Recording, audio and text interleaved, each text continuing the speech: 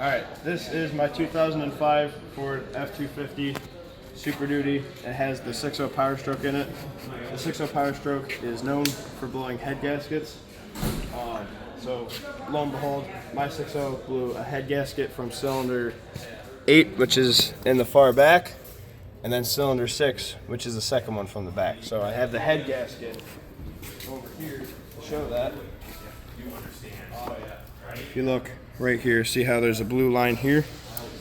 But if you look here, the head gasket blew from this cylinder straight over into cylinder 6.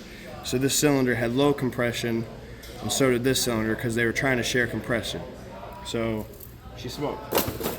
Basically how that happened is my cylinder head, which this is a used cylinder head that I just stole some valves out of. My cylinder head is getting flattened. So basically what happened is the cylinder head and the bolts stretch, and as they stretch, the cylinder head warps with heat. So it warps, mine warped 4/1000s, and basically 4/1000s is just bigger than the human hair, which is very, very small. But even though just having that very, very small amount of warpage still can blow your head gasket without any problem. So I had to send my cylinder head out to get surfaced. Basically what they're gonna do is they're gonna set the cylinder head onto a little table thing, make sure it's super flat, and then they're basically gonna take a surface mill and it's gonna spin and it's gonna make this perfectly flat. Basically they're gonna take 2 passes. One pass is probably gonna be 3/1000s, and then one pass will be 1/1000th of an inch to make this perfectly flat right across, which is pretty cool. So basically to do the job, you gotta start out by taking your turbo off. The turbo sits right on top of the motor, kinda, my cameraman follows me, it sits right up there on top. You can see where the exhaust down pipe goes down, then the exhaust up pipes are right to the right up there.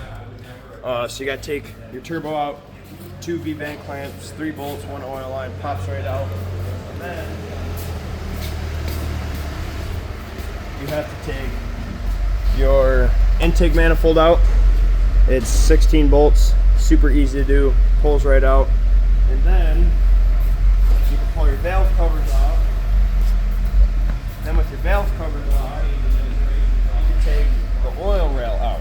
Your oil rail takes the high pressure oil from the cylinder head to your injectors. So once you get the oil rail out, you can pull your standpipes out. Standpipes take the high pressure oil through the cylinder head and up into your oil rail. And then your oil rail moves that high pressure oil to your injectors. Your injectors are fired off of high pressure oil, around about 1,000 PSI, a little bit more. So the oil goes in through the top and fuel goes in through the side. So the fuel goes here and the oil goes here.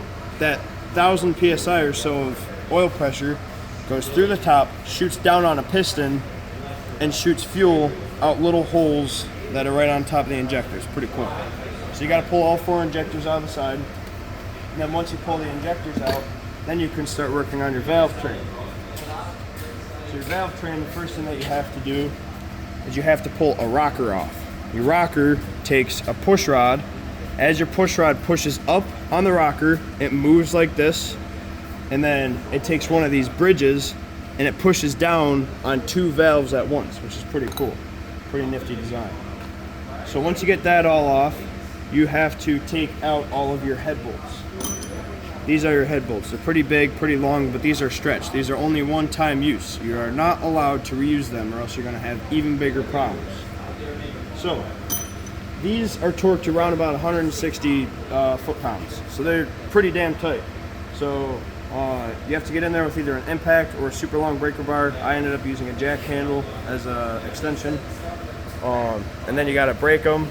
And once you get those out, you can pull your rocker box off, and then you can pull the cylinder head straight up and pull it out, and then your head gasket will either stick with the block or stick with the cylinder head.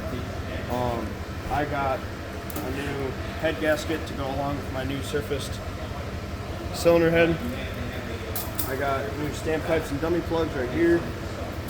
I also got new dowel pins. Basically what the dowel pins do is they will go in the cylinder head and the block, and they will align the cylinder head the head gasket and the cylinder block all, so you can just put it right down on and it'll hold it together as you bolt it and torque it down. Now it's got your head bolts and some other miscellaneous gaskets and whatnot. So basically putting it back together, it's in the reverse operation, except you got torque everything.